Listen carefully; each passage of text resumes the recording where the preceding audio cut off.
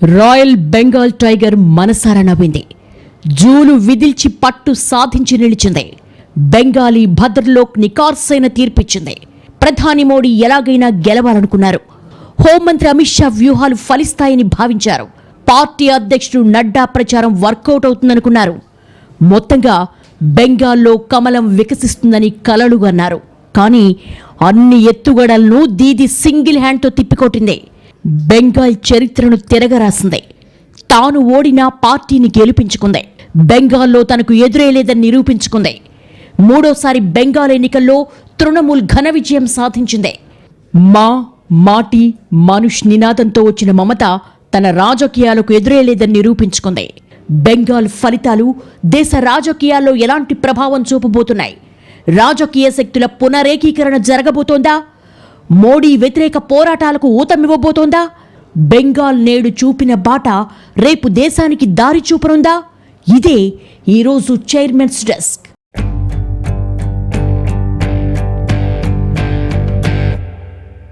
దేశమంతా 5 రాష్ట్రాల ఎన్నికల ఫలితాలకై ఆసక్తిగా ఎదురుచూస్తుంది. ముఖ్యంగా బెంగాల్లో ఏం జరుగుతుందన్న ఉత్కంఠ అందరిలో ఉంది. 8 దఫాలుగా పోలింగ్ జరిగిన బెంగాల్ ఫలితాలపై రాజకీయ పార్టీల అంచనాలు ఎలా ఉన్నా సగటు బెంగాలీ తన మనసులో మాటను బ్యాలెట్ బద్దలు కొట్టినట్టుగా తేల్చి చెప్పేశాడు. 292 స్థానాలకు పోలింగ్ జరిగితే మ్యాజిక్ ఫిగర్ 148 సాధించాల్సిండగా దీదీ నాయకత్వంలో తృణమూల్ కాంగ్రెస్ అలవోకగా 200కు పైగా స్థానాలు గెలిచి సాధించి తనకు ఎదురేలేదని నిరూపించుకుంది.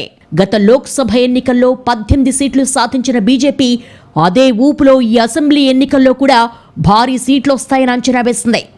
దానికి తగ్గట్టే 8 విడతల ఎన్నికల్లో బెంగాల్ గల్లీ గల్లీ తిరిగి ప్రతి ఇంటిని చుట్టేసి గెలుపు తీరాన్ని చేరాలని తహతహలాడింది. కానీ కమలం లెక్కలు తప్పాయి. దీదీ శక్తియుక్తుల ముందు ఈ అంచనాలేవి సఫలం కాలేదు. బెంగాలీలు బీజేపీ రాజకీయాలు నిర్ద్వంద్వంగా తిప్పికొట్టారు. బెంగాల్ జాతీయత ముందు బీజేపీ జాతీయత నినాదాలు నిలబడవని క్లారిటీ ఇచ్చారు. బెంగాల్లో తృణమూల్ గెలుపు అంత తేలిగ్గా సాకారమైంది కాదు. గాలివాటున వచ్చి పడింది కాదు. దాని వెనక నిబద్ధత, నిజాయితీ, విశ్వసనీయత, ప్రజల కోసం ఎంతకైనా కొట్లాడే తెగింపు, ఎవరినైనా ఢీకొనే ధైర్యం ఉన్న శిఖర సమానమైన ఒకే ఒక వ్యక్తి ఉంది.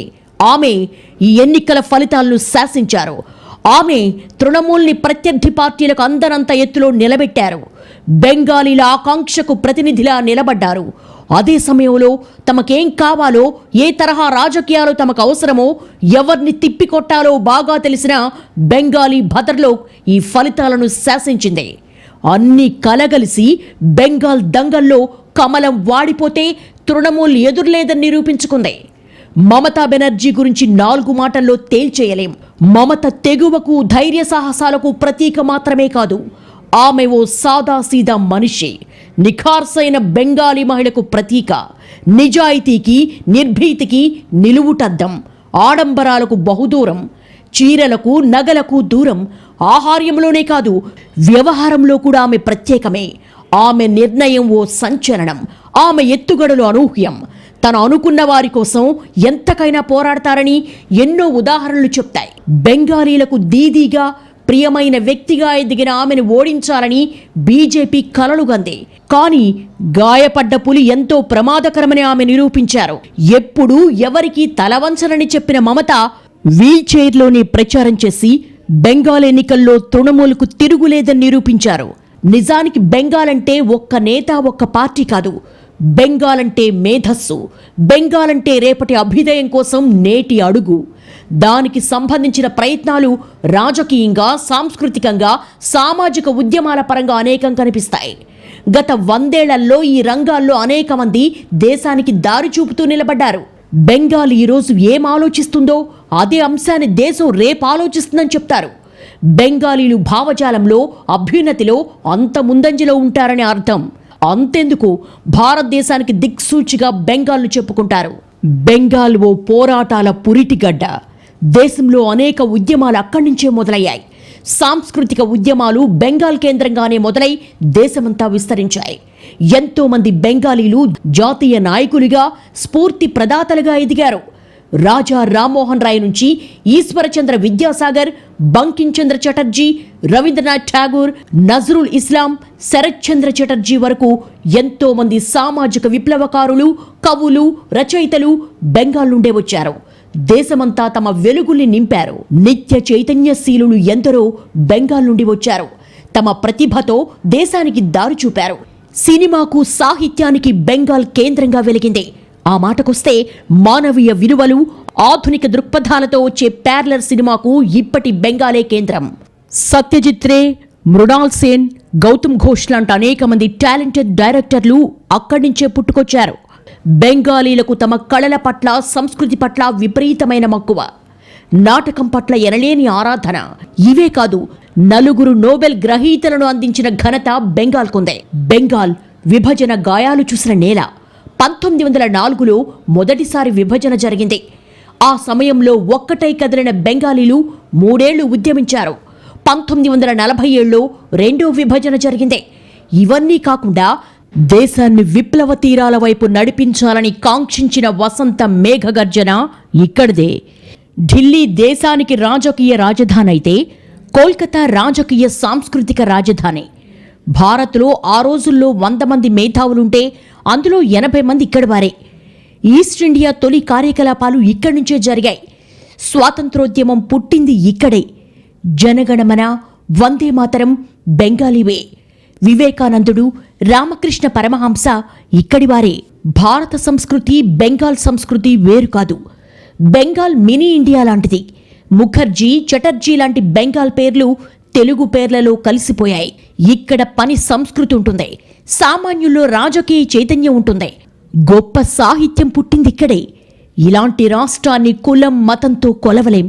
అదే అంశం మరోసారి రుజువైంది. ఈ పోరాటాల గడ్డ మొదట కాంగ్రెస్ కంచుకోట, ఆ తర్వాత మార్క్సిస్టుల అడ్డ. 3 దశాబ్దాలకు పైగా ఎర్ర జెండా బెంగాల్లో ఎగిరింది. జ్యోతి బసు, బుద్ధదేవ్ భట్టాచార్య సిపిఎం నేతలుగా బెంగాల్ను ఏలారు. ఎర్ర జెండాకు ఎదురేలేదని భావిస్తున్న సమయంలో మమత బెంగాల్ రాజకీయాల్లోకి దూసుకొచ్చారు. ఇప్పుడు బెంగాల్ దీదీ ధర్మక్షేత్రం. నందిగ్రామ్ ఉద్యమం తర్వాత ఒక్కసారిగా దూసుకొచ్చిన దీదీ బెంగాల్ రాజకీయాల్లో ఎదురులేని శక్తిగా ఎదిగారు. ప్రత్యర్థి పార్టీల వ్యూహాలు దాటుకుని నిలిచారు.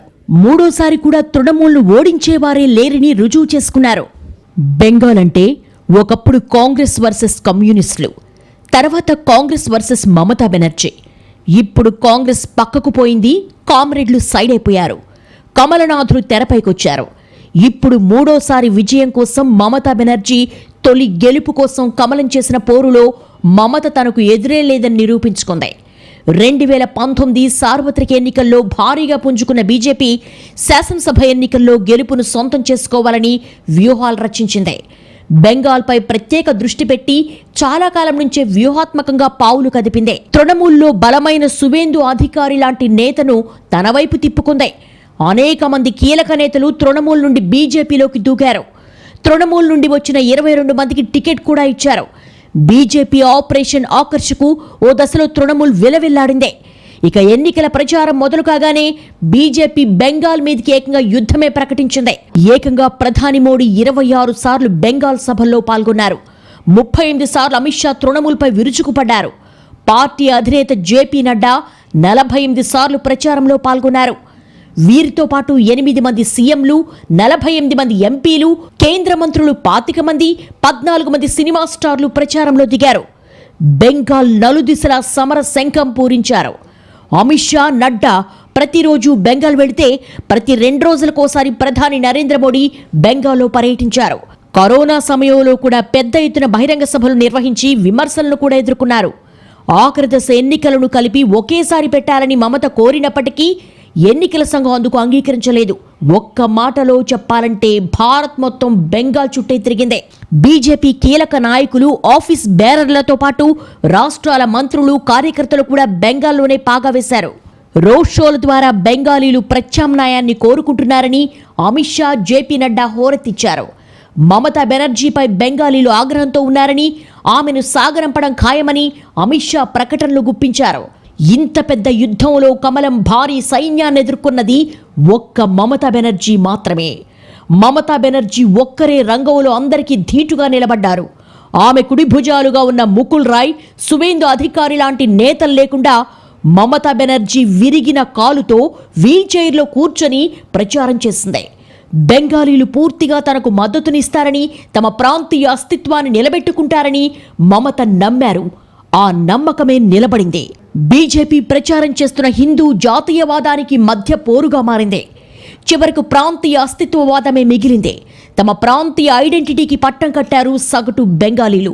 పశ్చిమ బెంగాల్లో బీజేపీ ప్రభంజనం వీస్తోందని, 200 సీట్ల దాకా గెలుచుకుంటామని అమిత్ షా బల్లగుద్ది మరీ చెప్పారు. ఎన్నికల మధ్యలో ప్రధానమంత్రి నరేంద్ర మోడీ 2 రోజులు బంగ్లాదేశ్ వెళ్లి ఆ దేశ స్వర్ణ జయంతి, బంగ్లా జాతిపిత ముజిబుర్ రెహమాన్ శత జయంత్యుత్సవాల్లో కూడా పాల్గొన్నారు. నిజానికి కరోనా కాలంలో ఆయన బంగ్లాదేశ్ వెళ్లడం వెనుక ఎన్నికల కారణం తప్ప మరొకటి లేదు. 2 రోజులు బంగ్లాదేశ్లో గడిపిన నరేంద్ర మోడీ వరకడిలోని మతువా మందిరానికి వెళ్లారు. దేశ విభజన తర్వాత మతువాలు లేదా నామశూద్రులుగా పిలిచే అనేక మంది షెడ్యూల్ కులాల వారు పశ్చిమ బెంగాల్కు వలస వచ్చారు. బంగ్లాదేశ్లోనే మతువాలు 1 కోటి మంది ఉంటే పశ్చిమ బెంగాల్లో 3.5 కోట్ల మంది ఉంటారని అంచనా. మతువాలను మెప్పిస్తే కనీసం 30 నుంచి 50 నియోజకవర్గాల్లో ఓటర్లను ప్రభావితం చేసే అవకాశం ఉందనేది మోడీ అంచనా. ఓవరాల్గా బెంగాల్ సమాజంలో కులాల ప్రాతిపదికన చీలికలు తీసుకురావడానికి ప్రయత్నించారు. బీసీ, ఎస్సీ, ఎస్టీలపై విపరీతమైన ప్రేమ వలకబోశారు. జంగల్ మహల్ ఏరియాలో పట్టు సాధించేందుకు ప్రయత్నించారు. గడచిన 2-3 ఏళ్లుగా కమలం పార్టీ బెంగాల్ సామాజిక సమీకరణాలపై బాగా దృష్టి పెట్టింది. వెనుకబడిన కులాల్లో, దళితుల్లో, గిరిజనుల్లో ఉండే అస్తిత్వ ఆరాటాన్ని పసిగట్టి వాళ్లను నాయకత్వ శ్రేణుల్లోకి తీసుకొచ్చింది. మరోపక్క భద్రలోక వర్గాన్ని కూడా జాతీయవాద భావజాలంతో ఆకర్షించే ప్రయత్నం చేసింది. చరిత్రలో ఎన్నడూ లేని విధంగా 8 దశల పోలింగ్ నిర్వహణకు బీజేపీ ఎన్నికల సంఘంతో సై అనిపించింది. దీనిపై దేశమంతా అనేక విమర్శలు వినిపించాయి. కరోనా ఈ స్థాయిలో వ్యాపిస్తున్న తరుణంలో ఇన్ని రోజులు ఎన్నికల హడావుడి కొనసాగించడం ప్రమాదమని తెలిసినా కమలం పార్టీ తన ప్రయోజనాల కోసమే ఇన్ని విడతల్లో నిర్వహిస్తోందన్న విమర్శలు మిగిల్చుకుంది. ఇక ఈ ప్రచారం జరుగుతున్న సమయంలోనే కేంద్ర బలగాలను కూడా బీజేపీ రంగంలోకి దించింది. మమత ప్రచారంపై ఆంక్షలు కూడా విధించారు. ఈడీ, సిబిఐలను కూడా రంగంలోకి దింపారు. చివరకు తృణమూల్ నేతలందరినీ నిర్బంధించారు. మమతా బెనర్జీ బలగాన్నంతా బీజేపీ లాక్కుంది. అయినా తృణమూల్ ఎప్పుడూ తడబడలేదు. సువేందు అధికారి లాంటి నేతను లాక్కుంటే టెన్షన్ పడకుండా నేరుగా మమతా బెనర్జీనే ఆయనపై పోటీ చేసేందుకు సిద్ధపడ్డారు. అటాకింగ్ రాజకీయాలతో ముందడుగు వేశారు. చివరకు స్వల్ప తేడాతో ఓడిపోయారు. ఓడినా బీజేపీ రాజకీయాలపై తన పార్టీని గెలిపించారు. మరోపక్క ప్రచారంలో కూడా మమతను అనేక మార్లు అపహాస్యం చేశారు. కాలికి దెబ్బ తగిలినా అది డ్రామా అన్నారు. 66 ఏళ్ల వయస్సులో దీది ఏమిటి అత్తా అనాలంటూ వెటకారం చేశారు. ఇక నందిగ్రామ్లో నామినేషన్ వేసిన రోజున జరిగిన చిన్న ఘటనతో ఆమె ఎన్నికల ప్రచారం మొత్తం వీల్ చైర్లోనే తిరిగి నిర్వహించారు. ఒక్కో విడత పోలింగ్ జరిగే కొద్దీ మమతా బెనర్జీ ఓడిపోతున్నారంటూ పెద్ద ఎత్తున బీజేపీ మైండ్ గేమ్ ఆడింది. బెంగాల్ ఫలితాలు దేశ రాజకీయాల్లో మార్పు తీసుకురానున్నాయా? వచ్చే ఎన్నికల దిశను స్పష్టం చేస్తున్నాయా? అన్ని ఎన్నికల ఫలితాలు కీలకం కాకపోవచ్చు, కానీ భవిష్యత్తును అంచనా వేసే తరహాలో కొన్ని ఎన్నికలు కనిపిస్తాయి. ఇప్పుడు బెంగాల్లో కూడా కనిపిస్తుంది ఇదే. కమలం పార్టీ చెయ్యని ప్రయత్నం లేదు, వాడని శక్తి లేదు. గతంలో ఏ జాతీయ పార్టీ కూడా ఓ రాష్ట్ర అసెంబ్లీ ఎన్నికల కోసం ఈ స్థాయిలో ప్రయత్నాలు చేసి ఉండదు. ఎన్ని వ్యూహాలు పన్నినా అన్ని బెడిసికొట్టాయి తప్ప ప్రయోజనం లేదు.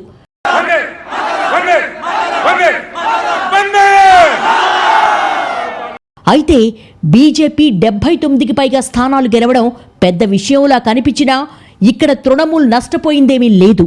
ఇప్పటి వరకు ప్రతిపక్షంలో ఉన్న కాంగ్రెస్, సిపిఎం స్థానాన్ని బీజేపీ ఆక్రమించింది. అంటే బెంగాల్లో ప్రతిపక్షం మారింది తప్ప అధికార పక్షం బలంలో మార్పు లేదు. మొత్తం దేశాన్ని కరోనాకు బలిపెట్టి ఎలాగైనా పశ్చిమ బెంగాల్లో పాగా వేయాలని భావించిన బీజేపీ అట్టర్ ఫ్లాప్ అయింది. धमकी और गालियां देने वाली दीदी अब कह रही है कूल कूल दीदी, ओ दीदी दीदी. బీజేపీ జాతీయవాదానికి, బెంగాల్ జాతీయవాదానికి మధ్య జరిగిన పోరులో బీజేపీ బోల్తా కొట్టింది. ఎన్ని ప్రచారాలు చేసినా, ఎంత బలప్రయోగంతో గెలవాలని భావించినా కమలం పార్టీ ఎత్తుగళ్లేమీ ఫలించలేదు. విజ్ఞులైన బెంగాల్ ఓటర్లు ఏం తీర్పు చెప్పారో దేశమంతా చూస్తోంది.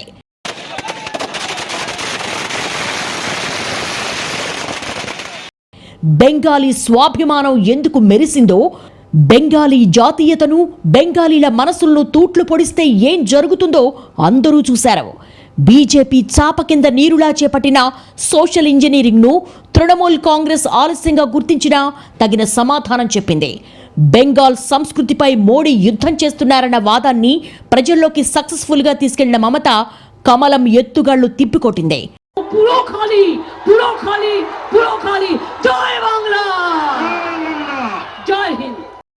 అయితే ఇది దేశ రాజకీయాలపై ఎలాంటి ప్రభావం చూపుతుందన్నదే ఇప్పుడు కీలకమైన విషయం. బెంగాల్ ఎన్నికల ఫలితం ఖచ్చితంగా దేశ రాజకీయాలపై ఎనలేని ప్రభావం చూపుతుంది. నిస్సందేహంగా పెను ఉప్పెన సృష్టించబోతోంది. రాజకీయ శక్తుల పునరేకీకరణ జరిగే అవకాశం పుష్కలంగా ఉంది. గత పార్లమెంట్ ఎన్నికలకు ముందే ఓ మోస్తరుగా ప్రాంతీయ పార్టీల నుండి మోడీ వ్యతిరేక స్వరాలు పెరిగాయి. దానికిప్పుడు మరింత బలం చేకూరబోతోంది. గెలుపు తప్ప ఓటమెరుగని నేతగా బీజేపీ మోడీని చూపుతున్న తీరుకు అడ్డుకట్టపడే అవకాశం ఉంది. ప్రధాని మోడీ ఒక సూపర్ మ్యాన్ అని బీజేపీ ప్రొజెక్ట్ చేస్తున్న తీరుకు ఈ ఫలితాలు అద్దం పట్టే అవకాశం ఉంది. 5 రాష్ట్రాల ఎన్నికల్లో అస్సాం, పుదుచ్చేరి తప్ప ఇతర ఎన్నికలన్నీ రివర్స్ అయ్యాయి. చావోరేవో అన్నట్టుగా దీదీపై యుద్ధానికి దిగిన బెంగాల్ ఎన్నికల్లో కమలం అంచనాలు తల్లకిందులు కావడంపై భవిష్యత్ ఎన్నికల తీరు ఖచ్చితంగా ఆధారపడి ఉంటుంది. ఇప్పటికే సమాఖ్య వ్యవస్థకు మోడీ సర్కారు తూట్లు పొడుస్తోందని, రాష్ట్రాల హక్కులను హరిస్తున్నారని అనేక రాష్ట్రాలు గగ్గోలు పెడుతున్నాయి. బీజేపీయేతర పార్టీలు అధికారంలో ఉన్న రాష్ట్రాల్లో ఈ వాదనలు పెరుగుతున్నాయి. జీఎస్టీ, పెద్ద నోట్ల రద్దు, వ్యాక్సిన్ వైఫల్యాలు, లాక్డౌన్ సమయంలో ప్రభుత్వం తీరు, ఇవన్నీ కలిసి కేంద్రం తీరుపై పలు రాష్ట్రాల్లో వ్యతిరేకత ఉంది. దీనికి తోడు కరోనా పోరులో కల్పించాల్సిన సదుపాయాల విషయంలో కొన్ని రాష్ట్రాలను పట్టించుకోవటం లేదన్న వాదనలు ఉన్నాయి. ఇవన్నీ భిన్నత్వంలో ఏకత్వంతో వెలసిల్లే దేశంలో భిన్న ప్రాంతీయ అస్తిత్వాలను ప్రశ్నకు గురిచేసేవే. ఇప్పుడు బెంగాల్ ఎన్నికల ఫలితాలు గమనిస్తే బీజేపీ జాతీయవాదంతో ప్రాంతీయ పార్టీలను గెలవడం అంత తేలిక కాదని స్పష్టమవుతోంది. ఇది ఈ వారం చైర్మన్స్ డెస్క్. వచ్చే వారం మరో అంశంతో కలుద్దాం. నమస్తే.